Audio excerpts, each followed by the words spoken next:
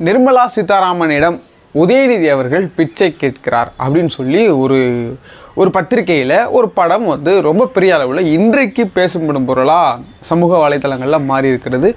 யார் அந்த பத்திரிகைன்னு பார்த்தீங்கன்னா, எல்லாருக்குமே தெரியும் இந்த மாதிரி வேலைகளை பார்க்குறது தினமலர்னு சொல்லக்கூடிய அந்த பத்திரிகை தான். இந்த பத்திரிகைக்கு என்னதாங்க பிரச்சனை அப்படின்னா, பாஜகவை சொல்லக்கூடாது, பாஜகவை திட்டக்கூடாது. பாஜகவை திட்டுன்னு அப்படின்னா அவங்க கேலி சித்திரமாக படம் வரைந்து எப்படி வந்து காலை சிற்றுண்டி, மாணவர்களுக்கு டபுள் சாப்பாடு, கக்கூஸ் நிரம்பி வழிகிறது, இப்படி என்னென்னமெல்லாம் போட முடியுமோ அது எல்லாமே போடுறாங்க.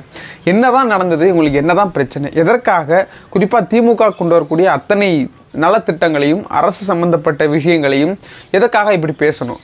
உதயநிதி கேட்ட உங்கள் அப்பா வீட்டு பணத்தை கேட்குறோம் அப்படின்னு கேட்ட இந்த பிரச்சனை நிர்மலா சீதாராமன் அவர்கள் எதற்காக இவ்வளோ பெருசாக இதை ஆக்கணும் அப்படின்னு சொல்கிறத பற்றி இந்த வீடியோவில் நம்ம தெளிவாக பார்ப்போம். அதுக்கு முன்னாடி நீங்கள் நம்ம சேனலை சப்ஸ்கிரைப் பண்ணலைன்னா சப்ஸ்கிரைப் பண்ணுங்கள். அப்போ தான் நம்ம போடக்கூடிய வீடியோ நோட்டிஃபிகேஷன் ரிசீவாகும். வாங்க வீடியோக்குள்ளே போகலாம். தமிழ்நாட்டில் நெல்லையில் குறிப்பாக ஒரே இரவில் ஏறக்குறைய 135 சென்டிமீட்டர் மழை தமிழ்நாட்டில் தென் மாவட்டங்களில் பதிவாயிருக்கிறது.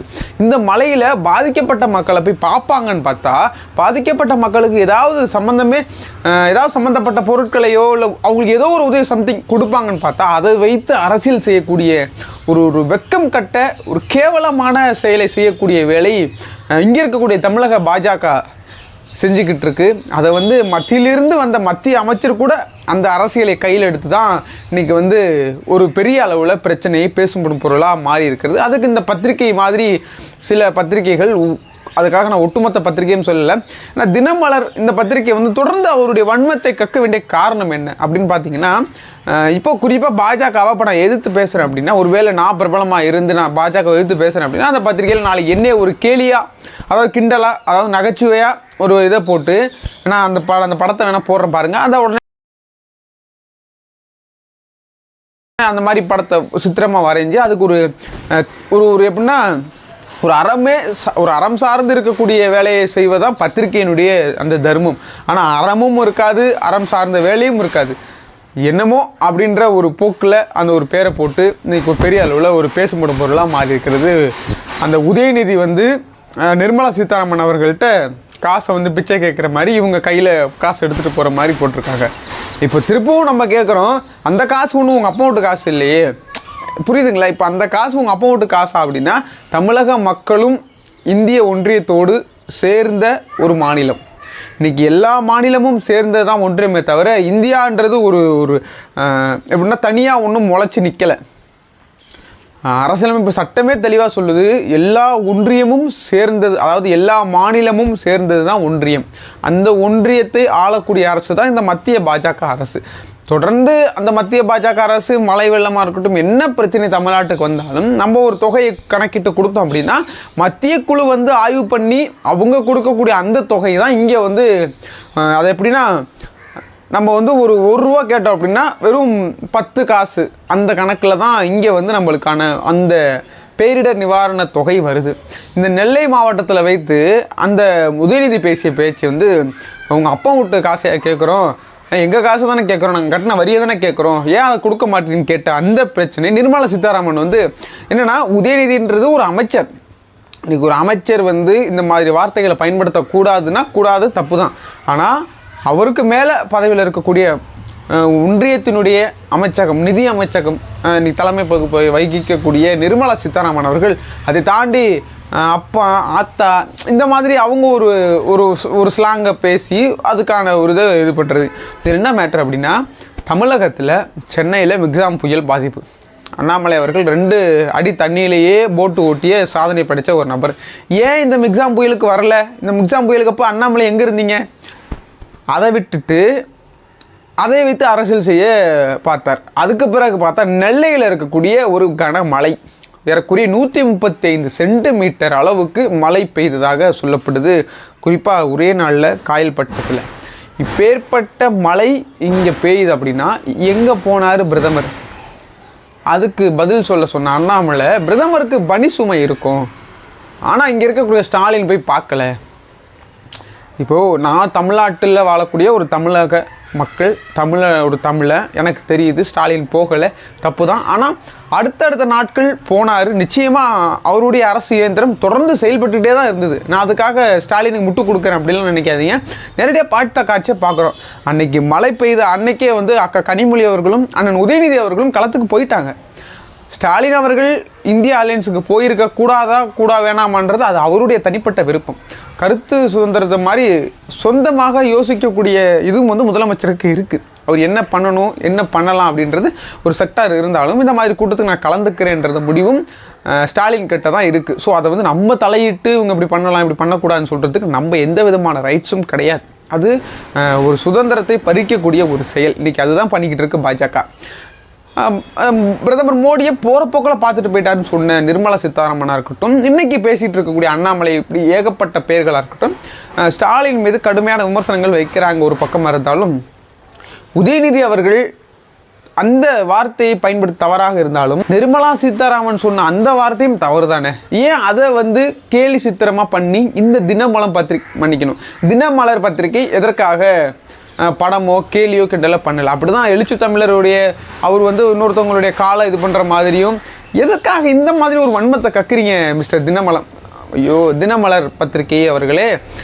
உங்களுக்கு சொம்பு அடிக்கணும், சொம்பு தூக்கணும், இதுவுமே தவறான வார்த்தைன்னு தான் நினைக்கிறேன், மன்னிக்கணும். உங்களுக்கு சொம்பு தூக்குற ஆட்களாக இருந்தால் அவங்கள நீங்கள் கொட்டை எழுத்தில் பெருசாக போடுவீங்க. இங்கே என்ன பிரச்சனை அப்படின்னா, மழையில் பாதிக்கப்பட்ட மக்களுக்கு நிவாரணம் போகுதோ இல்லையோ அதை வைத்து எப்படியெல்லாம் அரசியல் பண்ணலாம், யார் யாரெல்லாம் குறை சொல்லலாம், யார் யாரெல்லாம் இப்படி வந்து கேலி சித்திரம் பண்ணி வரையலாம், அவங்களுக்கு வந்து ஒரு கமாண்டு கொடுக்கலாம், ஒரு ஹெட்லைன் போடலாம் அப்படின்றத பற்றி மட்டும்தான் இங்கே இந்த தினமலர் பண்ணுற பத்திரிகைகள் தொடர்ந்து செஞ்சுக்கிட்டே இருக்க தவிர பாதிக்கப்பட்ட மக்களுக்கு ஏதாவது நடந்துச்சா? ஏன் உதாரணத்துக்கு எடுத்துக்கோங்க, இப்போ மணிப்பூரில் பத்தி எரிஞ்சுது. மணிப்பூரில் ஒரு கோர சம்பவம். நம்மளுடைய பாரத பிரதமர் போனாரா? இல்லை, ரொம்ப ஏறக்குறைய 2 வாரங்களுக்கு மேலே அந்த சுரங்க பாதையில் உத்தரகாண்டில் சுரங்க பணிக்குள்ளே மாட்டிக்கிட்டு இருந்த 49 தொழிலாளர்களுடைய நிலைமையை பற்றி நேரில் போய் நின்று அந்த பாதிக்கப்பட்டவருடைய குடும்பங்களுக்கு ஏதாவது ஆறுதல் சொன்னாரா? மக்களை காப்பாற்றுவதை விட பிரதமர் மோடிக்கு என்னங்க வேலை?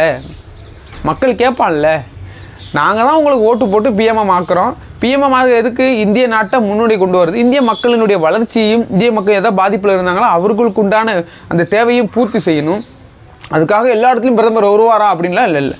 ஆனால் இப்பேற்பட்ட பெரிய அழிவுக்கு ஏன் பிரதமர் வரக்கூடாது கேட்குறது கரெக்டு தானே. இதில் வந்து ஸ்டாலின் இங்கே வரல, எங்க அவர் அன்னைக்கு போகலை, ஆனால் மறுநாள் போயிருக்காரு. அது எப்படி குறையா சொல்லுவாங்க? அவர் போகவே இல்லை. பிரதமர் மோடி மாதிரி, அண்ணாமலை மாதிரி, இன்னும் ஏறக்குறைய நிர்மலா சீதாராமன் மாதிரி அவங்க போகவே இல்லை அப்படின்னா அது வந்து ஒரு பேசும்படும் பொருளாக மாறலாம்.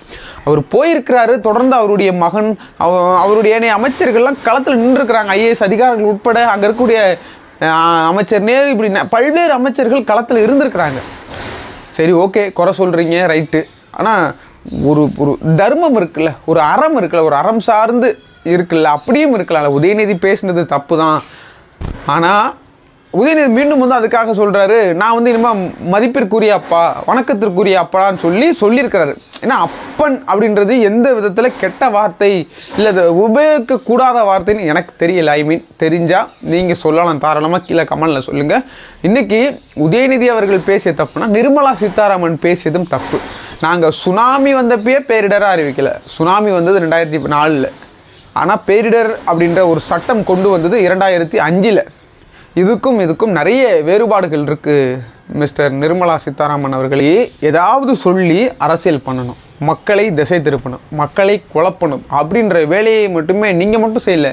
நீங்கள் வச்சுக்கிட்டு இருக்கக்கூடிய பத்திரிகையும் அந்த வேலையை தான் செய்யுது. என்ன இவ்வளோ இதாக பேசிக்கிட்டு இருக்க அப்படின்னு பார்த்தீங்கன்னா, ஏன்னா இன்றைக்கி இருக்கக்கூடிய உதயநிதி அவர்கள் வெறும் உதயநிதி மட்டும் இல்லை, மக்களால் தேர்ந்தெடுக்கப்பட்டு நம்ம விளையாட்டு நலன் சார்ந்து சம்பந்தப்பட்ட ஒரு துறை அமைச்சர், அதுவும் குறிப்பாக தமிழக அமைச்சர்.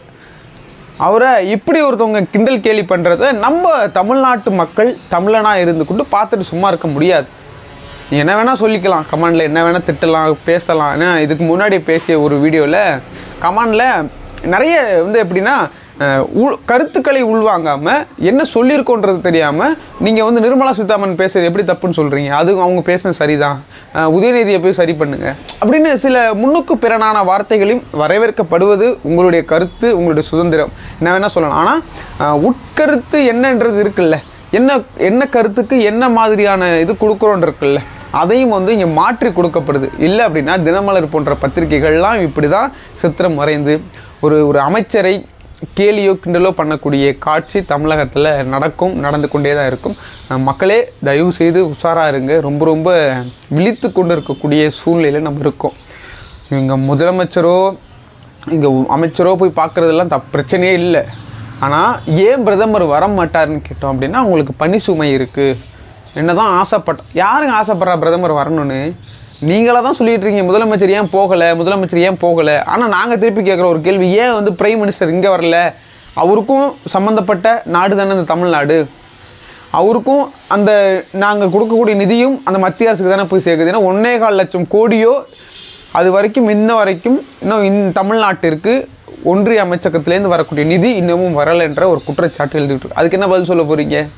இப்படி பத்திரிகையை விட்டு உங்களுடைய வன்மத்தை பத்திரிகை மூலியமாக காட்டுறீங்கன்றது வெளிப்படையாக அப்பட்டமாக தெரியுது. நிர்மலா சீதாராமன் அவர்கள் பேச்சினுடைய அந்த ஒரு உக்கிரம் பத்திரிகையில் தெளிய வந்துருச்சு நேற்றைய தினங்களில். அந்த புகைப்படம் பார்க்கும் பொழுது ரொம்ப ஒரு மாதிரி ஆக்ரோஷமாக இருக்குது. இன்றைக்கி அதை சார்ந்து சில அமைப்பினர்கள் போராட்டம் நடத்திருக்கிறாங்க, மக்கள் கொந்தளிக்கிறாங்க, எப்படி இந்த மாதிரி வார்த்தைகளை பயன்படுத்தலாம், தினமலர் பத்திரிகை இழுத்து மூடணும் அப்படின்ற மாதிரிலாம் சில கருத்துக்கள் வருது. தொடர்ந்து பாஜகவினுடைய இந்த குரூரமான அரசியலை நீங்கள் எப்படி பார்க்குறீங்க? மக்களோடு களத்தில் நிற்கக்கூடிய திமுகவாக இருக்கட்டும், இன்றைக்கி ஏனைய கட்சிகள் அண்ணன் சீமானாக இருக்கட்டும், நாம் தமிழர், விடுதலை சிறுத்தைகள், இன்றைக்கி எல்லா கட்சிகளும் மக்களாக பயணிக்கிறாங்க. ஆனால் ரொம்ப கடுமையாக விமர்சிக்க வேண்டிய சீமானவர்களே மக்களோடு மக்களாக நின்று களத்தில் நின்று ஏதோ அவங்களுக்கு முடிந்தது, அவர்களுக்கு ஏதோ தேவைப்பட்ட ஹெல்ப்பை பண்ணுறாரு. ஆனால் அங்கே பாஜக சம்மந்தப்பட்ட தலைவர்கள் யாராவது ஒருத்தரை பார்த்தீங்க? சாரிங்க, நான் பார்க்கல. பார்த்துருந்தீங்கன்னா கீழே கமெண்டில் சொல்லுங்கள். இப்படி களத்துக்கும் போக மாட்டாங்க, மக்களுக்கும் எதுவும் பண்ண மாட்டாங்க.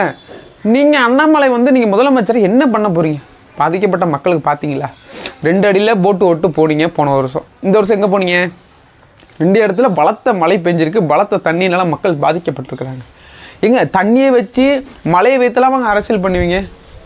அரசியல்ன்றது பண்ணுங்க, வேணான்னு சொல்ல, அது ஒரு புறம் இருக்க. பாதிக்கப்பட்ட மக்களை முதல்ல காப்பாற்றணும்ல, அதுதானே ஒரு தலைவனுடைய பண்பு. அந்த தலைமையை நான் உங்ககிட்ட பார்க்கல மிஸ்டர் அண்ணாமலை. நீங்கள் தயவுசெய்து இந்த காணொலி நீங்கள் பார்த்தாலும் சரி, பார்க்காமல் இருக்காவிட்டாலும் சரி, தயவுசெய்து எல்லாருக்கிட்டையும் இந்த காணொலி போய் சேருவதற்காக ஒரு வேலையை பாருங்கள், ஷேர் பண்ணுங்கள். முக்கியமாக ஏன்னா தொடர்ந்து இது போன்ற வன்மத்தை அவங்க வந்து ஒரு பத்திரிகை மூலியமாக, தனக்கு சாதகமான பத்திரிகை மூலியமாக செஞ்சுக்கிட்டே இருக்காங்க. நிர்மலா சீதாராமன் பேச்சையும் கேட்டிங்களா அப்படின்ற கீழே கமெண்ட்டில் சொல்லுங்கள். அவங்க பேசின பேச்சும் கேளுங்க, உதயநிதி பேசின பேச்சும் கேளுங்க. உதயநிதி ஒன்றும் சாதாரணமாக பேசலை. என்னென்னா அதுக்கு முன்னாடி நாங்கள் ஏடிஎம்மாக கேட்டவங்களாம் பணம் கொடுக்க இப்படின்ற பேச்சுக்கு உதயநிதி அவர்கள் பதில் சொல்லியிருக்கிறார். ஒரு செய்தியாளர் சந்திப்பில் கேட்குறாங்க, இந்த மாதிரி சொல்கிறாங்க, நாங்கள் என்ன ஏடிஎம்மான்னு கேட்குறதுக்கு பேச்சுக்கு தான் உதயநிதி அவர்கள் பதில் சொல்லியிருக்காரு. அவராக போயிட்டு வந்து இது உங்கள் அப்பா வீட்டு சொத்தா, இது உங்கள் அப்பா வீட்டு காசான்னு கேட்கல. அதுக்கு பதில் சொன்ன நிர்மலா சீதாராமன் அவர்கள் அவங்க ஒரு எக்ஸ்ட்ரா வார்த்தையெல்லாம் ஆட் பண்ணி எங்கள் ஆத்தா அப்பன் இந்த மாதிரி வார்த்தையெல்லாம் நல்லதில்லை, ரொம்ப ஒரு மாதிரி அவங்களுடைய அந்த பாடி லாங்குவேஜ் ஸ்லாங்கெல்லாம் இருக்கும் பார்த்தீங்களா, ஒரு ஆணவத்தின் உச்சம் அப்படின்னு தான் சொல்ல முடியும். மக்களால் இன்றைக்கி பெரிய அளவில் வெறுக்கக்கூடிய ஒரு வேலையாக இன்றைக்கி தினமலம் இன்றைக்கி பண்ணிக்கிட்டு இருக்கு. நீங்கள் என்ன நினைக்கிறீங்க அப்படின்ற கீழே கமெண்ட்டில் சொல்லுங்கள். தொடர்ந்து இது போல் வன்மத்தை கக்கக்கூடிய பத்திரிகை நீடிக்கலாமா அப்படின்றது கீழே கமெண்ட்டில் சொல்லுங்கள். உதயநிதி பேசினது தவறா சரியா அப்படின்ற கீழே கமெண்ட்டில் சொல்லுங்கள். என்ன நடக்குது அப்படின்ற பொறுத்து பார்ப்போம். நாளைக்கு இன்னொரு உங்களை சந்திக்கிறேன். அதுவரை உங்களை விடைபெறுவது உங்கள் ஜோஷுவா. நன்றி, வணக்கம்.